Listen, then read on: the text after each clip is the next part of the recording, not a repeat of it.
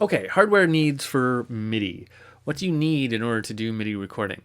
Um, the short answer is you could need nothing. You could just do it in the software. You don't need a physical thing, a physical MIDI device to put in hardware notes or to put in MIDI notes. We could just do this. Let's make a new MIDI track. That's Command Shift T. I can double click to make a new MIDI clip. That's a Live 10 thing. And then I can look into that and put in MIDI notes. That's the exact same thing that we're going to be doing here. We're going to be putting in MIDI notes just like this, except we can play them on an actual instrument to get them in rather than clicking around. So you don't need an instrument to get MIDI into Live, right? But we're going to talk about how to do that on a MIDI instrument right now. So you do need a MIDI instrument. There are tons and tons and tons of different MIDI instruments. The most common is a MIDI keyboard. MIDI keyboards can range from, I don't know, $100 to something stupid, like a couple $1,000. Here's my advice. If you're looking to buy a MIDI keyboard, buy a cheap one, because there's no real difference in quality unless you're talking about something that does something kind of weird. But if you're looking at like the M Audio keyboards or the or any of the other kinds of basic MIDI keyboards, it should be about $100. And you don't need to get anything fancy. They're basically a piece of plastic that looks like a little piano keyboard. So don't break the bank on one of these. Now, the one thing to look for is make sure it has a USB output. This is the opposite of what I just said about microphones. Old school MIDI will have this funny cable that has 5 pins on it. Kind of like the XLR cables that we just looked at for audio have 3 pins.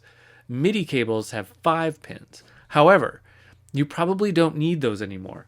A lot of MIDI devices, almost all MIDI devices that have been made in the last 7 or 8 years, plug into our computer directly with USB and don't use this 5-pin connector. You might have a 5-pin connector coming out of your USB keyboard or of your MIDI keyboard, but you also should have a USB output. And if you don't have the 5-pin connector, that's okay, because you really don't need it anymore.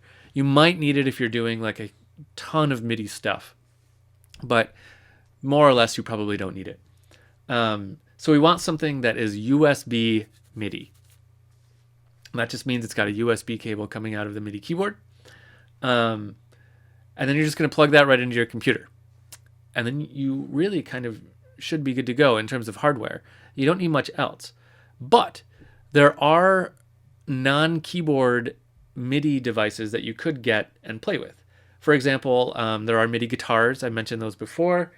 There are MIDI drum pads like the push controller, or the APC-40 is another popular one.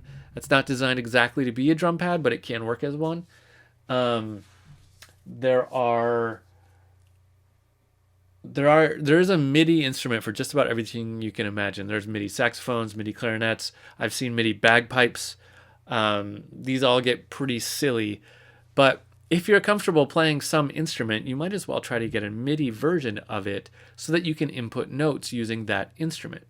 And what's also cool about that is that you can assign a sound to your MIDI instrument that is totally different than your instrument. If you're playing a MIDI guitar and you want to make it sound like an orchestra, just plug it into Live, put an orchestra instrument on it, and now all of a sudden you're playing an orchestra with your guitar, right? It's really kind of fun experience to have if you're a guitar player.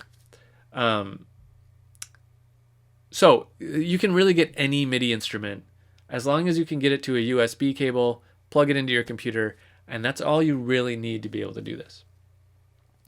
However, there are some hardware setup things or some software setup things that we need to do in order for everything to work correctly. So let's get into Live and talk about the software in the next video.